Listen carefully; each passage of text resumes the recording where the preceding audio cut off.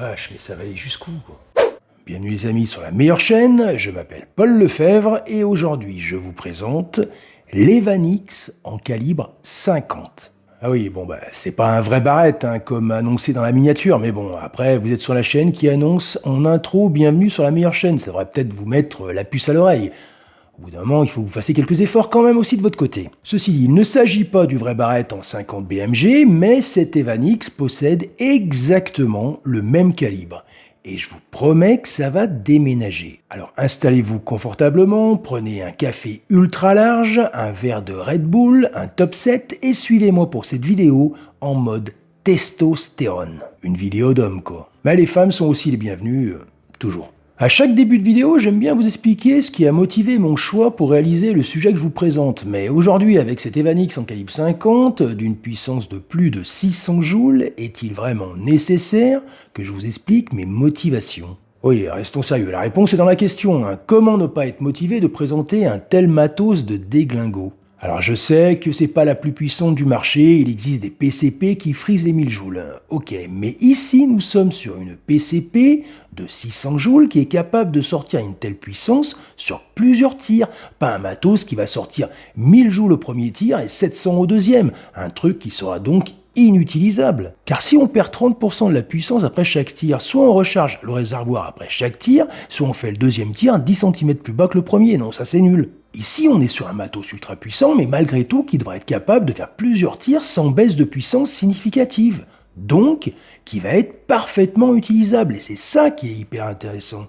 Bon, et en plus, vous avez maté la gueule de l'engin ? Là, on est sur un très haut niveau de beauté. En gros, c'est un top modèle, le truc. D'ailleurs, n'hésitez pas à me dire ce que vous en pensez dans les commentaires, après avoir mis un petit like, bien sûr, parce que là, il me semble qu'on va être sur une vidéo très intéressante. Allez, l'essai de l'Evanix en calibre 50, c'est parti. Alors, depuis tout à l'heure, je vous parle de l'Evanix en calibre 50, mais il s'agit en fait du modèle Rex IMEC. Rex IBEC. Non, je veux pas encore laisser une coquille qui traîne dans la vidéo, mais bon, après, Rex IMEC, je trouvais que ça sonnait mieux. Cet Evanix en calibre 50 provient de chez Tomergun, ainsi que les munitions qui vont être utilisées dans cette vidéo. Tomergun, comme son nom l'indique, est le grand spécialiste en termes d'airgun. Sachez que vous trouverez chez Tomergun une grande partie de ce qui se fait en matière d'airgun, que ce soit des répliques CO2, en passant par des break-barrels ou des carabines PCP surpuissantes comme celle-ci, même s'il me semble que c'est la plus puissante de toutes. Et chez Tomergun, comme d'habitude, la plupart du temps, tout est en stock avec des prix super bien placés. Vous trouverez les liens juste en dessous de la vidéo dans un commentaire épinglé, alors n'hésitez pas à aller faire un tour chez Tomergun.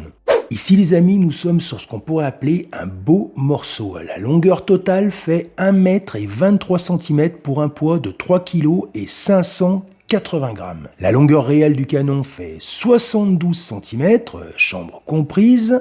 Effectivement, elle pèse un peu, même seulement avec la petite lunette CV Life 1.6 par 24 que j'ai montée, le poids grimpe quand même à 4 kg 270 grammes. Oui, on est ici sur un modèle pour homme avec du poil sur le menton, c'est une 12-7, une vraie de vraie 12-7. C'est bien entendu une PCP et elle est monocoup. Le rechargement et réarmement se fait par levier sous garde comme une Winchester de Western. Je trouve ça d'ailleurs assez pratique et bien pensé. Et il y a un système de sûreté automatique. Généralement, je trouve ça toujours un peu chiant, mais ici, c'est quand même plus prudent, car ici, on est sur de la très grosse patate. Bon, pour la puissance, on verra d'ailleurs juste après. Mais ce que je peux déjà vous dire, c'est qu'avec ça, t'arrêtes un sanglier. Ça va de soi qu'il s'agit d'une catégorie C, car on va être légèrement au-dessus de 20 joules, je pense. Sinon, elle possède un réservoir de 480 ml avec une pression de 250 bars, ce qui commence à faire déjà assez sérieux, donc on devrait arriver à une autonomie correcte. En tout cas, on ne devrait pas faire seulement 1 ou 2 tirs avec le plein. Bon d'ailleurs, assez tergiversé, on va partir maintenant au stand. Par contre, chose importante que je dois vous dire avant ça, les projectiles sont assez coûteux, surtout pour votre clodo préféré, Paul Lefebvre. On est à peu près sur 1 € le slug, même un peu plus en fonction des marques. 4 slugs, c'est plus cher qu'une boîte de plomb de 4,5.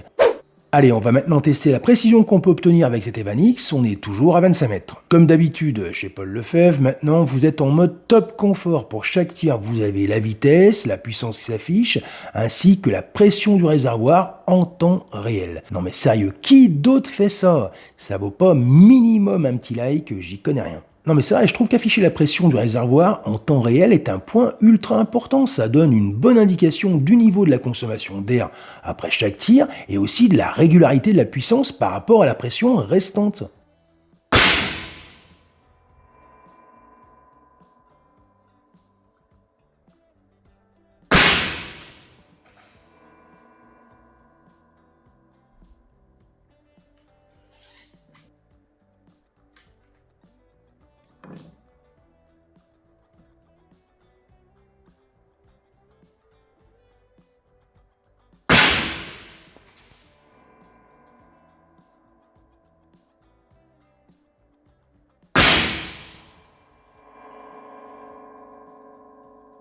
Putain la vache, je suis carrément en bas.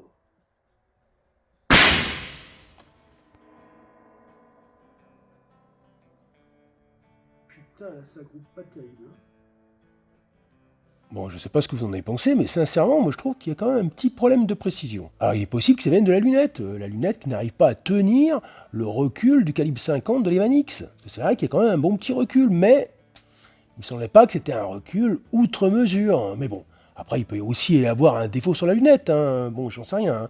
Alors ce que j'ai fait, j'ai reculé le pied, mon bipied, et j'ai mis un laser que j'ai réglé parfaitement au centre de la croix de la lunette. Comme ça, on verra tout de suite si la lunette, elle tient le réglage. Parce que le laser, lui, bon, il tient le réglage. Hein. Normalement, les Laserolight, ça tient avec des calibres 12 sans aucun problème. Alors bon, ça devrait tenir, à moins que le laser ait un défaut, mais bon, je pense pas, parce qu'en plus, ce laser, je l'ai utilisé depuis pas mal de temps. Mais bon, les deux n'auront pas un défaut. Hein. Donc là, il s'agit de voir si après chaque tir, le laser se retrouve toujours au milieu du réticule. Comme ça, il n'y a pas de souci, on sera sûr que la lunette, elle tient le réglage. Et que le problème d'écartement des impacts, de la dispersion des impacts, eh ben, ça vient de l'Evanix, hein, c'est tout. Là, il n'y aura pas de discussion possible. Si le laser se retrouve après chaque tir tout le temps au milieu du réticule, s'il ne bouge pas, ça veut dire que bon, le laser, lui, tient le recul, c'est sûr,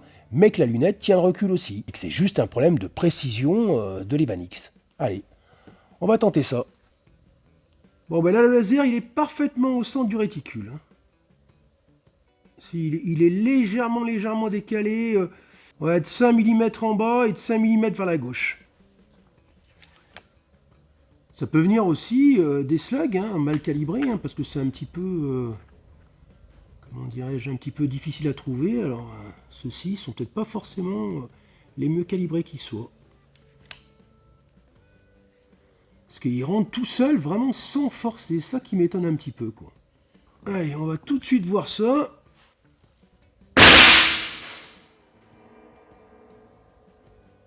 Alors, le laser... Voilà, vous voyez sur la cible. De toute façon, vous voyez sur la cible, en fait. Hein. Là, je mets tout le temps le réticule parfaitement au centre. Et vous voyez, le laser, il s'est légèrement déplacé. Là, on a fait 242 mètres secondes.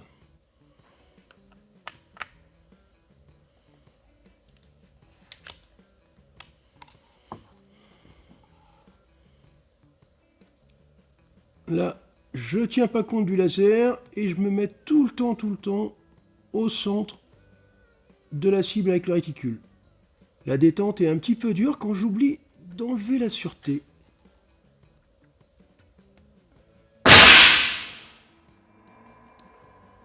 Là, regardez, je replace encore le réticule au centre de la cible. Voilà, vous voyez, le laser, il a bougé un peu encore. Hein. Il a encore un peu bougé, mais il n'y a rien de transcendant.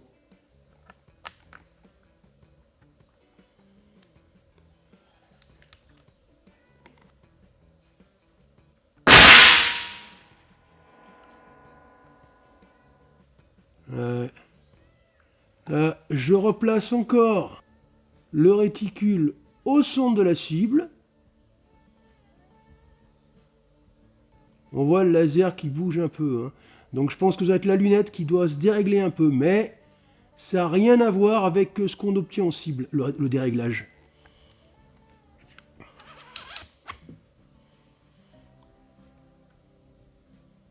Je récupère des plombs découpés, là, comme ça, là. C'est bizarre. Des petits, on dirait que je tire la poudre noire, quoi.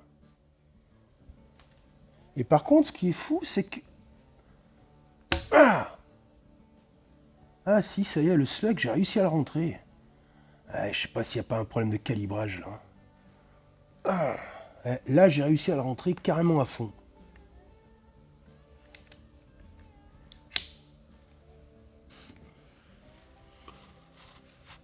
Allez, là, je continue. Je me place. Là, il y a un déréglage quand même.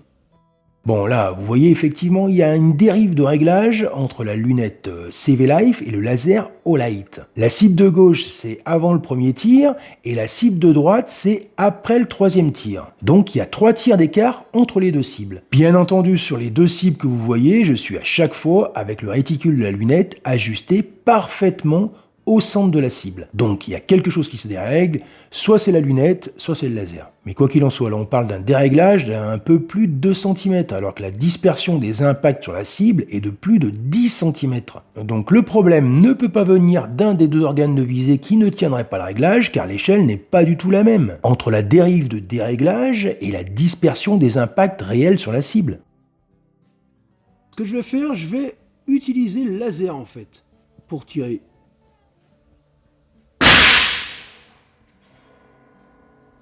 Ah ouais, et là, il a tiré complètement en bas, quoi. Donc c'est pas normal, quoi.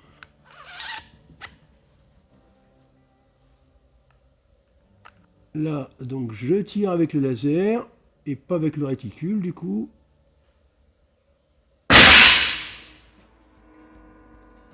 C'est vrai que c'est une sacrée patate, hein, quand même. Ah, il y a un déréglage. Là, on voit le déréglage. Hein. Là, je me mets avec le réticule au centre de la cible. Là, ça commence à faire beaucoup. Normalement, le laser, il doit pas... Non, il doit être bon, le laser. Hein. Il n'y a pas de problème, il doit être bon. Hein. Bon, on se retrouve au stand, là, on est le lendemain, et là, suite à la petite analyse qui s'est passée hier, ce que je peux considérer, enfin pour l'instant en tout cas, c'est une hypothèse, c'est que la petite lunette CV Life, elle n'a pas tenu l'énorme recul de cette 12-7. Quelque part, ça peut paraître peut-être normal, hein, je sais pas. Hein. C'est vrai que cette 12-7, elle a quand même un recul assez conséquent. Hein. J'arrive pas trop à extrapoler à quoi ça pourrait correspondre par rapport à du matériel à cartouche. Bon, le recul me paraît peut-être un petit peu plus conséquent que ma 30-30 par exemple, mais bon, il y a quand même un sacré recul. J'arrive pas trop à m'imaginer à quoi ça peut correspondre, quoi. Mais ça tape fort, quoi. Enfin bon. A priori, je dis bien a priori, on va confirmer ça maintenant avec la suite de cet essai, la petite lunette CB Life, elle n'a pas tenu le recul. Du coup, j'ai remonté la lunette Sitong et j'avais pas changé les réglages depuis le démontage, donc normalement, malgré démontage et remontage, on devrait pas être trop loin du compte. Effectivement, dans mon tir de réglage initial, avec la Sitong, j'avais pas tiré tant de coups que ça. Alors bon, peut-être que la disparité y était, je m'en suis pas rendu compte, mais a priori, lors de mon premier réglage, quand j'ai fait le premier tir et après le réajustement, je suis tombé pile poil dessus, mais peut-être que c'est un coup de bol. C'est ce qu'on va découvrir dans cet essai. Allez, on est parti. Voilà. Bon alors, normalement, il ne devrait pas y avoir un trop gros écart, je pense. En tout cas, si on allume le laser, il est parfaitement centré.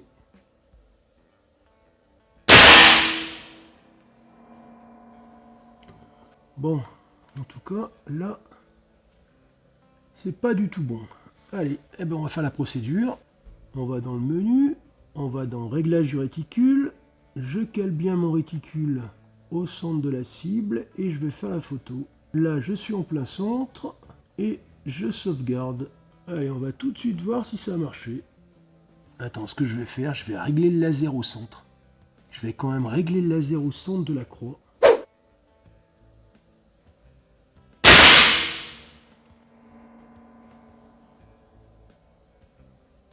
Voilà, là j'ai réglé le laser, il est parfaitement au centre. Alors donc maintenant ce que je vais faire, vous voyez sur la vidéo, l'impact il est là. le dernier que je viens de faire, c'est ici, en visant le centre. Je n'ai pas changé le réglage de la lunette, et je vais maintenant essayer de retirer pour voir si le laser, il se dérègle par rapport au centre de la lunette.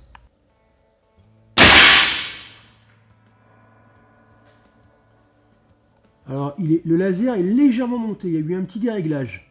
Regardez, là je mets la lunette au centre, le réticule de la lunette au centre, vous voyez le laser il est légèrement parti vers le haut.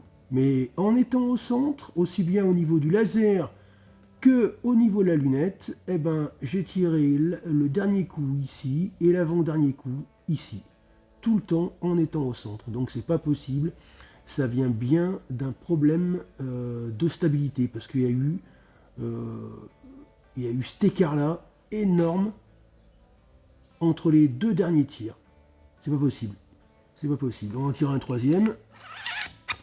Je pense qu'il y a un problème de projectile. C'est pas possible qu'elle soit aussi peu précise de toute façon. Donc là, cette fois-ci, je mets toujours le réticule au centre. Ça, vous voyez le laser qui est un peu plus haut.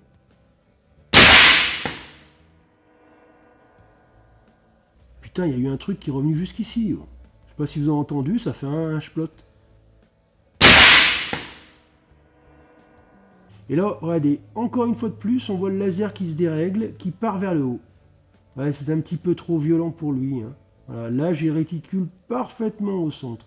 Ouais, le laser est parti un peu vers le haut. Parce que elle, la lunette, il n'y a aucun problème, elle tient bien le recul, c'est sûr. Et du coup, avec la petite lunette CV Life, hier, eh ben, finalement, elle a peut-être dû tenir le recul. Ça va être juste un problème de projectile non adapté, je pense.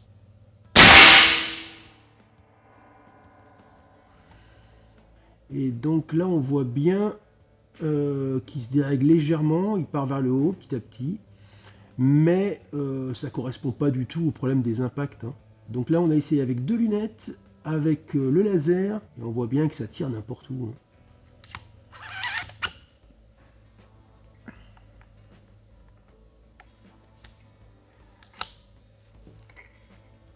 Là, je mets toujours le réticule au centre. Ouais, donc là, le constat qu'on peut faire, c'est que c'est clair, il y a un problème. Il y a un problème, je pense, dans les projectiles. C'est pas possible qu'avec un canon aussi long, en plus de l'Evanix, c'est quand même de la bonne qualité, qu'on puisse arriver à une précision aussi mauvaise, quoi. Mais non, ça va être un problème lié au projectile qui n'est pas adapté, parce que il laisse ces copeaux là, qui sortent du canon même des fois. Ça sort du canon, ça sort de la chambre, voilà, c'est pas normal ça.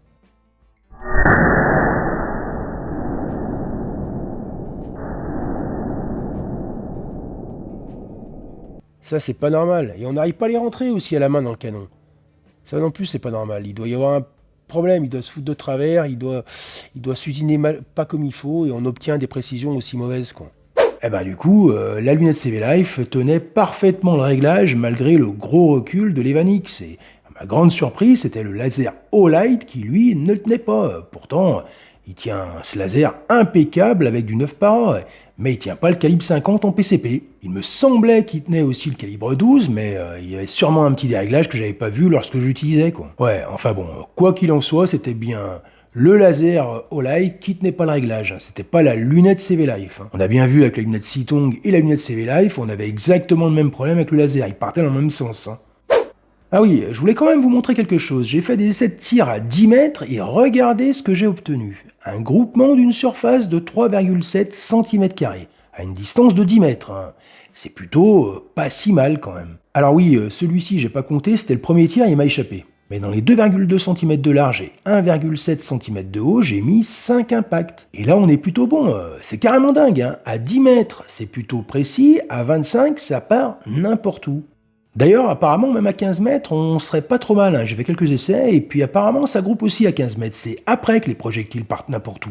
Et puis regardez ce que j'ai fait aussi. J'ai fait une séance de tir avec des dévastateurs en calibre 50. Bah ouais, quoi, c'est du calibre 50, les dévastateurs. Alors, donc j'ai essayé. Mais non, ça marche pas trop bien. Je pense qu'elles sont trop légères. Mais après, bon, les billes en acier trempé pour les rebonds, c'est pas génial. J'ai fait hyper gaffe de l'endroit où je tirais. D'ailleurs, j'ai essayé aussi avec plein d'autres billes en T4E. Mais non, ça marche pas. J'arrive toujours à la même précision. C'est plus que moyen, même à 10 mètres. Bon, maintenant, on va essayer de faire une petite séance de destruction. On est à 10 mètres et j'ai positionné 2 tôles en acier d'une épaisseur de 1,5 mm.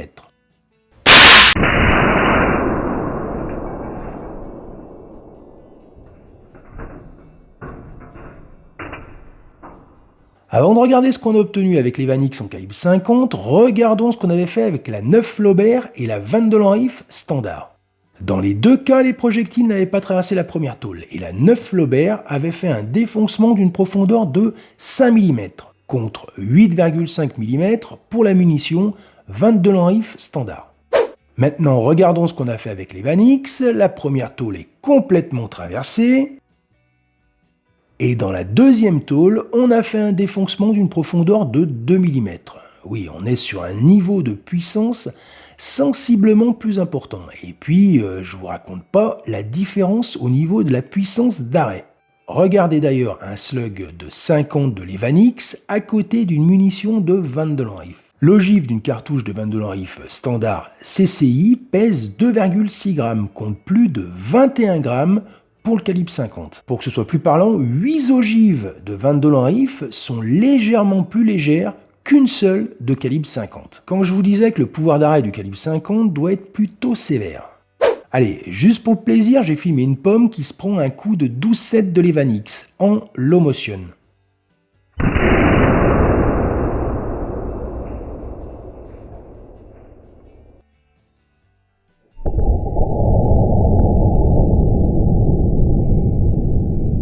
Ouais, franchement, c'est pas beau ça?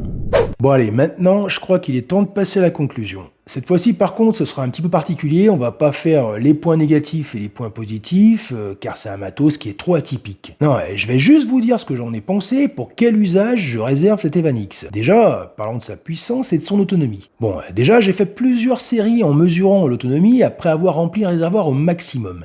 Et après le 4e remplissage complet du réservoir, j'ai eu l'impression d'une augmentation de rendement. Disons qu'il y avait un petit peu moins de perte de pression après chaque tir. Donc, l'autonomie de l'Evanix en restant sur une puissance relativement stable est de 5 tirs.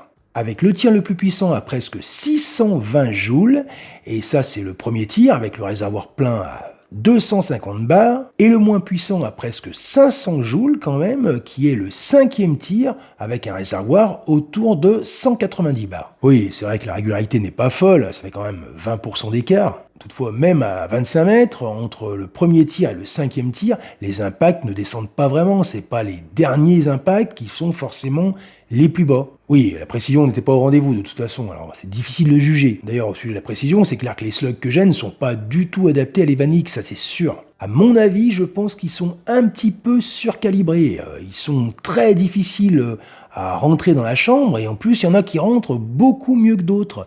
Oui, c'est une certitude, le problème de précision vient du projectile qui n'est pas adapté. D'ailleurs, sur YouTube, j'ai vu un ricain qui obtenait des groupements entre 3 et 4 cm de diamètre à 50 mètres.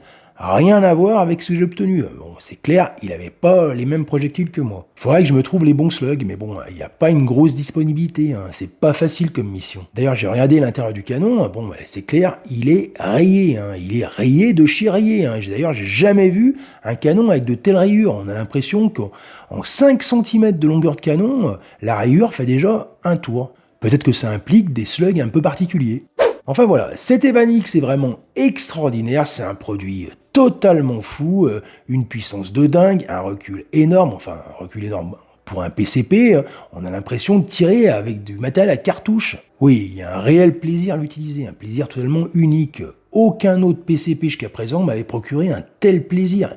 Il faut juste arriver à trouver les bons projectiles. Ou alors sinon, tirer à 10 mètres pour faire de la casse. Et puis vous avez vu la gueule de malade de l'engin. Avouez qu'on est sur un très haut niveau. Une bonne gueule et aussi une finition incroyable. Bon, c'est l'Evanix, la finition c'est une pièce d'orfèvrerie, quoi. Dommage que j'ai pas pu avoir les bons projectiles pour cette vidéo, mais bon, vous avez quand même pu voir ce que ça pouvait donner un calibre 50 en termes de patates. Enfin voilà, merci d'avoir suivi cette vidéo, merci pour vos likes, vos commentaires et vos abonnements, toujours un immense merci à tous les souscripteurs et donateurs de la chaîne, merci à tous ceux qui me soutiennent, que ce soit par un don ponctuel ou par le biais de la souscription de la chaîne, ou même en passant par Tipeee ou PayPal, un très grand merci pour vos contributions. Elles m'aident réellement à vous proposer de plus en plus de vidéos. Enfin voilà, gratitude à tous ceux qui contribuent pour votre soutien et d'avance, merci à ceux qui vont rejoindre. Sur ce, je vous dis à très bientôt pour plein d'autres vidéos. Allez, salut les amis!